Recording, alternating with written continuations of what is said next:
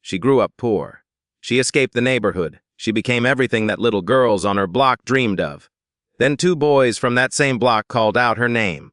She heard them and chose not to stop. That night, something changed, not in the headlines, not in the market, but under her skin. Dr. Naomi Carrington stood at the top of a glass tower that bore her name in steel lettering, the Detroit skyline stretching beneath her like a conquered memory. At 46, she was one of the most powerful figures in biotech and pharmaceutical innovation, a black self-made billionaire whose breakthroughs in autoimmune treatment had reshaped global markets. Financial journals called her disciplined. Universities called her visionary. Media outlets called her proof that resilience could rewrite destiny. She had grown up less than 6 miles from where her headquarters now stood. Inner-city Detroit had shaped her early years with cracked sidewalks, underfunded schools, and long bus rides that carried her between obligation and ambition. Naomi remembered studying beneath flickering kitchen lights and memorizing scholarship deadlines the way other children memorized songs. Survival, she learned early, required detachment from distraction. Emotion slowed momentum. Attachment weakened focus. When she earned admission to an Ivy League university, she did not look back. Corporate dominance followed in disciplined increments. Graduate research led to patents. Patents led to venture capital. Venture capital led to Carrington Biosolutions, a company that promised medical innovation with uncompromising efficiency. Naomi ran it with surgical precision. Results mattered. Perception mattered. Weakness did not. Publicly, she embodied black excellence. She funded scholarships, spoke at national leadership conferences, and appeared on magazine covers beneath headlines celebrating her as a symbol of possibility. She donated millions to urban redevelopment initiatives and youth science programs. Cameras often captured her poised and composed, offering polished reflections about opportunity and responsibility. Privately, she remained guarded. Her penthouse apartment mirrored her corporate headquarters, minimalist, structured, immaculate. Schedules were tightly controlled. Relationships were few and carefully filtered. Naomi believed she had escaped poverty through discipline alone, and she quietly resented narratives that framed systemic barriers as permanent. In her mind, she had proven that escape was possible. Poverty was not identity. It was a condition she had conquered. From her executive office, she could see cranes rising over redevelopment zones once marked by vacancy and decline. Investment had transformed sections of her old neighborhood into sleek complexes and research facilities.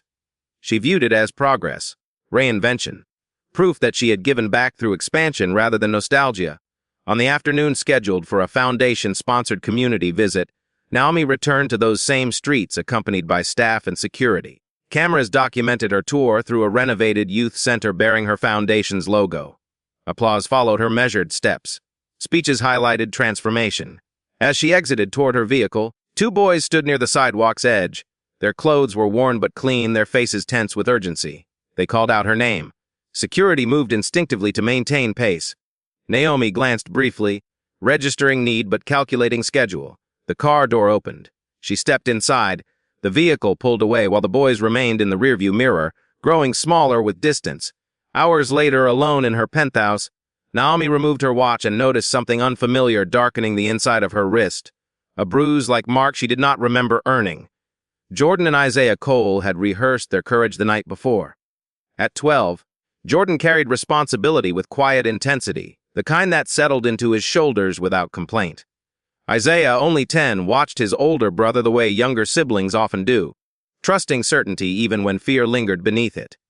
They lived in a narrow brick duplex 3 streets from the redevelopment corridor, raised by their grandmother after their mother's death from an untreated illness years earlier. Their grandmother, Lorraine Cole, held the household together with modest pension checks and unshakable faith. The redevelopment initiative reshaping their neighborhood had carried indirect consequences. School funding adjustments followed rising property valuations. Grants were redirected. Community clinics consolidated services. The boys' public school lost its after-school science program the same year Carrington Foundation invested heavily in nearby commercial expansion. The connection was complex, buried in policy and finance, but its effects were visible. Their grandmother's health had declined steadily since the local clinic reduced operating hours. When they learned Dr. Naomi Carrington would visit the newly renovated youth center, they saw opportunity. They had studied her biography in the library. She had grown up in streets like theirs. She had spoken about remembering where she came from. They believed proximity meant possibility. The afternoon sun pressed down as security teams arranged the visit with controlled precision. Naomi moved between rooms beneath camera flashes, her presence polished and efficient. Jordan waited until her exit path aligned with the sidewalk. Isaiah's fingers tightened around a folded medical discharge paper from their grandmother's recent hospital visit. They were not asking for money. They wanted assistance navigating a specialist referral they could not afford to expedite. They called her name clearly, not shouting, but urgent enough to carry. For a brief second, Naomi's eyes met theirs. Recognition flickered, not of identity, but of origin. The boys saw admiration in her biography. She saw interruption in her schedule. Security stepped forward gently but firmly, guiding them back. The car door opened. Naomi hesitated only long enough to assess timing. Then she entered the vehicle.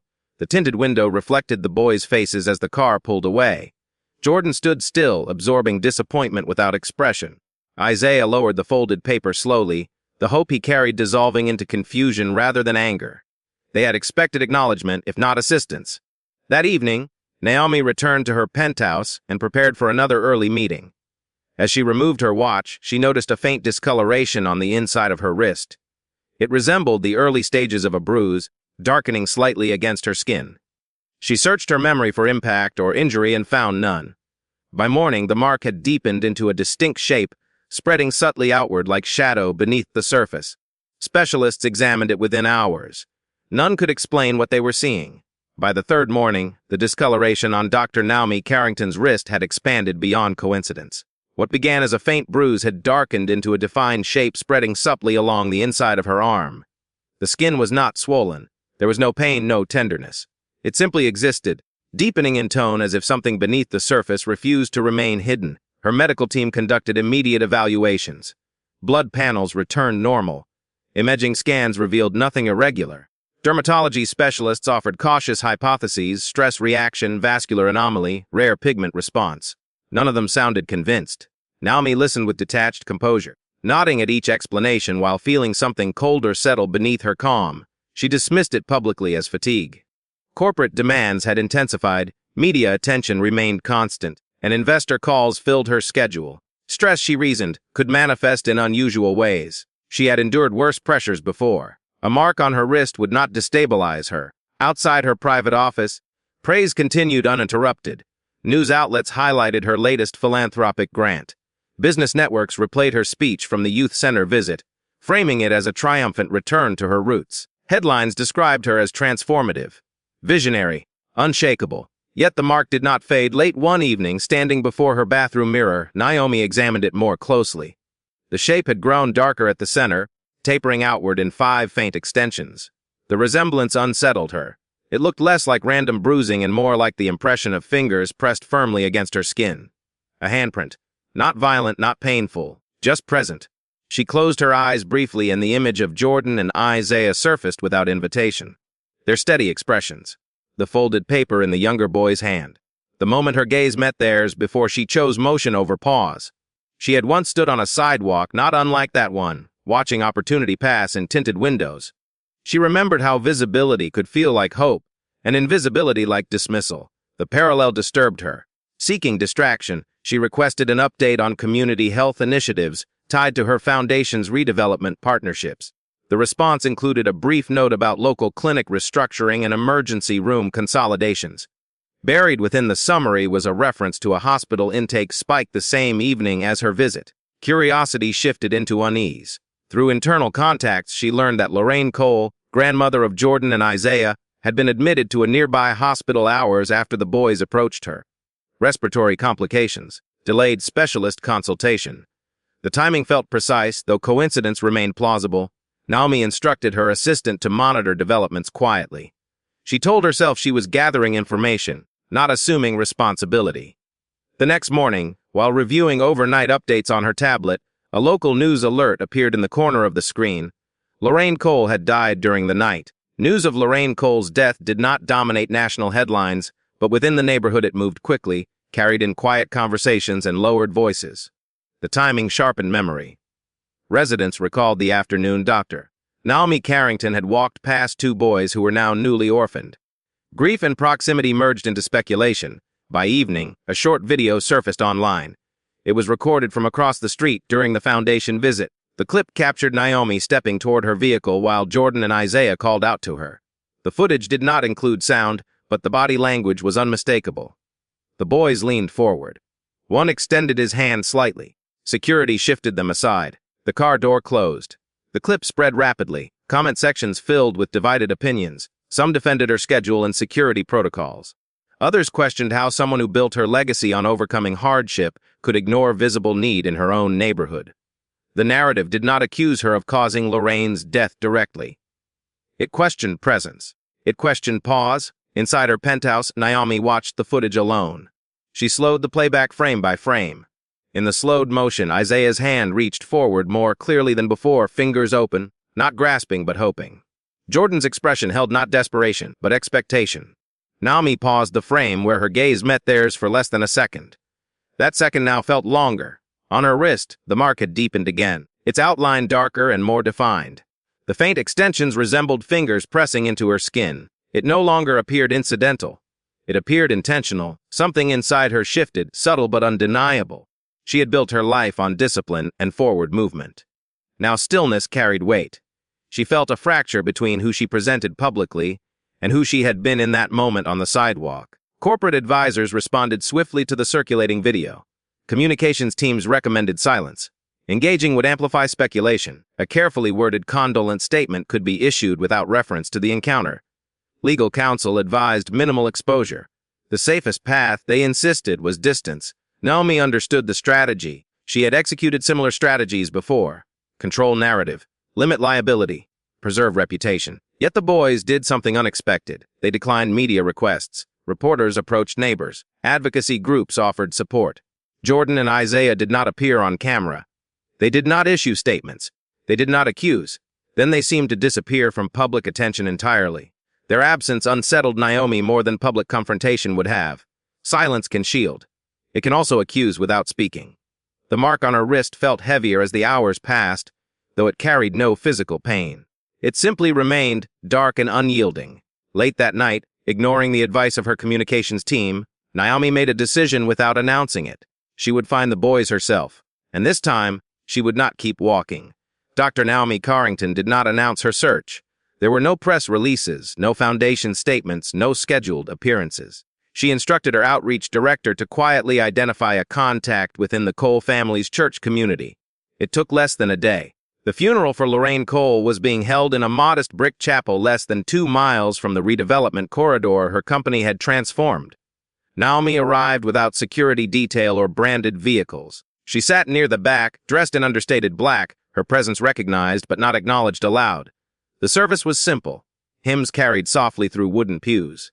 Photographs of Lorraine, younger and smiling, rested beside a small arrangement of lilies. Jordan sat upright in the front row, shoulders squared as if holding weight beyond his years. Isaiah remained close to him, eyes lowered but alert. They did not cry publicly. They did not scan the room for sympathy. Their composure unsettled Naomi more than visible anger would have. When the service ended, she waited until the crowd thinned before approaching. There were no cameras, no witnesses beyond a few relatives gathering coats near the door. The boys looked at her with recognition, not hostility. That quiet dignity pressed harder against her conscience than accusation ever could. She expressed condolences carefully, aware that words now carried less value than timing. Jordan listened without interruption. Isaiah's gaze drifted briefly toward her wrist before returning to her face. The mark had spread further up her forearm, faint but unmistakable against her skin. Concealment required long sleeves even in warm rooms. She felt its presence constantly now, not painful, but insistent. Naomi offered immediate financial support, funeral expenses, educational sponsorship, medical debt coverage. The proposals were structured, efficient, generous. Jordan hesitated before responding. Their grandmother had raised them to accept help when necessary but to guard their independence. They did not refuse outright, yet they did not appear relieved. In that hesitation, Naomi understood something unsettling. Money could stabilize future costs, but it could not rewrite a moment already lost. It could not restore the afternoon when 2 boys believed they were visible and discovered they were not. As conversation continued quietly near the chapel steps, Isaiah unfolded the same paper he had carried days earlier. It was not a hospital referral alone. Attached behind it was an application form bearing the logo of the Carrington STEM Academy, a prestigious program funded through Naomi's foundation. Enrollment deadlines had closed the same afternoon as her visit. They had not approached her for charity. They had been seeking a signature, an endorsement required for late consideration into the program. Their grandmother believed education would secure what she could not provide materially. The boys had prepared carefully. They had waited for the moment. Naomi felt the weight of timing settle heavily within her chest. The deadline had passed hours after she stepped into her car, and the Academy Admissions Board had already finalized its roster. The announcement came without the polished build-up her board preferred. Dr. Naomi Carrington redirected a substantial portion of Carrington Foundation funding toward emergency access pathways, late-stage educational admissions, rapid medical referral grants, and neighborhood-based crisis intervention partnerships. The restructuring bypassed lengthy review cycles and activated immediate support channels for communities affected by systemic delay. Investors noticed the shift before the press did. Earnings projections adjusted within hours. Analysts flagged the relocation as deviation from long-term expansion strategy. Calls flooded executive offices requesting clarification. Shareholders framed the redirection as emotional volatility rather than strategic recalibration. Naomi listened to their concerns with steady composure, though the mark extending along her forearm pulsed beneath her sleeve like a silent counter-argument. Media coverage sharpened quickly. Commentators questioned the timing of her philanthropic overhaul, linking it directly to the viral clip in the death of Lorraine Cole. Some praised accountability. Others accused her of damage control masked as reform. The narrative fractured into speculation about motive. Was this guilt? Was it optics? Was it weakness? Naomi did something unprecedented. She returned to her old neighborhood again, this time without foundation banners or escorting press. She walked alone past the youth center and the shuttered clinic that once served Lorraine. Residents noticed the difference immediately. There were no prepared remarks, no podium. Only presence. The mark on her arm had grown darker, extending visibly beyond her wrist. Concealment was no longer practical. It resembled a shadow climbing her skin, the faint outline of fingers pressing upward. Children playing near the curb glanced at it curiously before returning to their games. The mark no longer felt symbolic. It felt declarative. Later that week, Naomi addressed a limited press gathering at corporate headquarters. She did not deflect responsibility. She acknowledged publicly that she failed to stop when she had the opportunity. She clarified that systemic change required more than symbolic investment. Her tone was measured but stripped of polish. She did not attribute Lorraine's death to a single moment, yet she admitted that neglect begins with dismissal.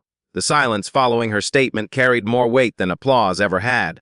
Inside boardrooms, concern shifted from speculation to contingency. Directors reviewed leadership clauses and performance benchmarks. Private discussions unfolded about maintaining investor confidence amid reputational turbulence. Some board members framed her transparency as strength. Others labeled it liability. Market response was immediate and unsentimental. By close of trading, Carrington Biosolutions stock had fallen sharply, erasing months of incremental gains. Financial networks replayed her admission alongside declining numbers, linking morality to volatility in real time.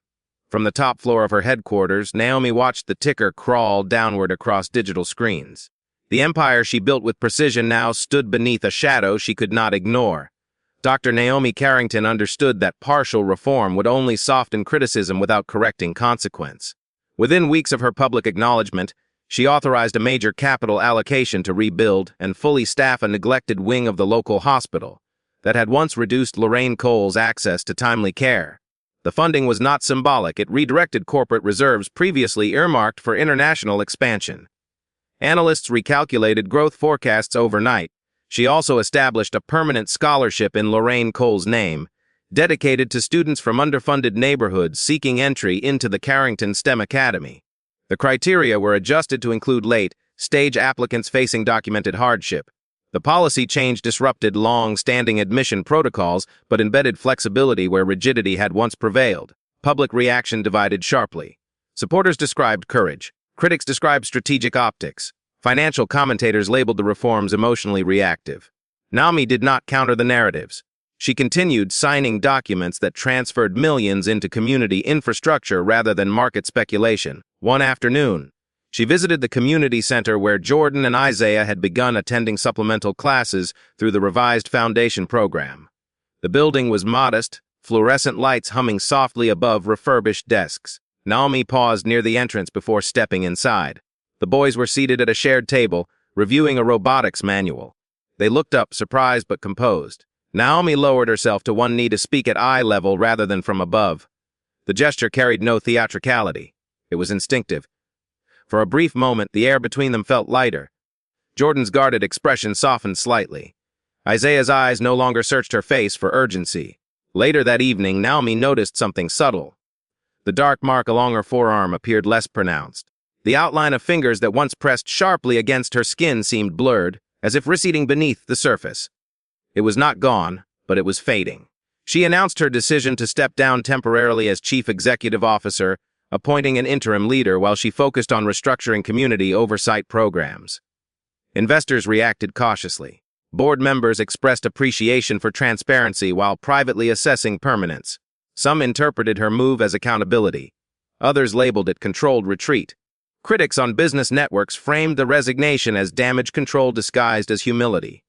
Naomi absorbed the commentary without public rebuttal. She had learned that perception would fluctuate regardless of intention. Behind closed doors, the board prepared to vote on whether her leadership should remain temporary or conclude permanently. Performance metrics, stock volatility, and reputational impact were reviewed with clinical detachment. The night before the scheduled vote, Naomi stood alone in her penthouse bathroom and examined her arm under steady light. For the first time since it appeared, the mark was gone. The board meeting convened under controlled formality, but Dr. Naomi Carrington did not wait for the final vote. Before deliberations could formalize her removal, she submitted her resignation voluntarily. The decision arrived in a brief statement emphasizing continuity of leadership and long-term stability for Carrington Biosolutions. Investors responded with cautious relief. Markets favor predictability, even when it comes at the expense of legacy. Financial losses from redirected capital and stock decline remained significant yet survivable. The company adjusted forecasts and proceeded under interim leadership. Analysts debated whether Naomi's tenure would be remembered for innovation or instability. Public opinion remained divided. Some praised her accountability as rare integrity in corporate America. Others argued she allowed emotion to override executive discipline. Naomi retreated from daily operational control but did not retreat from presence. She redirected her energy toward overseeing the hospital reconstruction and expanding scholarship pathways. The Carrington STEM Academy admitted Jordan and Isaiah under the revised criteria honoring Lorraine Cole's name. They entered the program not as beneficiaries of charity, but as students who had earned their place through merit and persistence. Years passed with quieter headlines. The hospital wing reopened with advanced respiratory care units. Community health access improved measurably. Enrollment at the academy diversified beyond traditional selection pipelines. Structural change replaced symbolic gesture. One afternoon, long after media attention had shifted elsewhere, Naomi attended a youth science showcase at the community center without announcement. She stood near the back of the room, observing rather than commanding. Jordan, now older and composed with the same quiet steadiness he once carried on the sidewalk, guided younger students through a robotics demonstration. Isaiah assisted nearby, explaining circuitry with patient clarity. There was no mention of past events, no dramatization of loss. The moment unfolded naturally, growth layered over memory. Naomi felt something settle within her that had once felt fractured.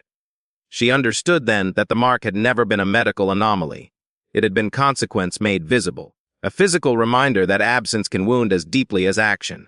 When she chose movement over pause, she carried the imprint of that decision. Success without attention to suffering, she realized, carries invisible cost. It can accumulate quietly beneath achievement until it demands acknowledgement. Her empire no longer answered directly to her authority, yet the work she once dismissed as secondary now defined her impact more clearly than stock valuations ever had. She lost control of the company she built with precision. In its place, she regained connection to the neighborhood she once believed she had outgrown. The skyline still stood tall beyond her window, but she no longer measured worth by height alone. As she watched Jordan encourage a younger student who hesitated over a complex design, Naomi considered a question she had once avoided.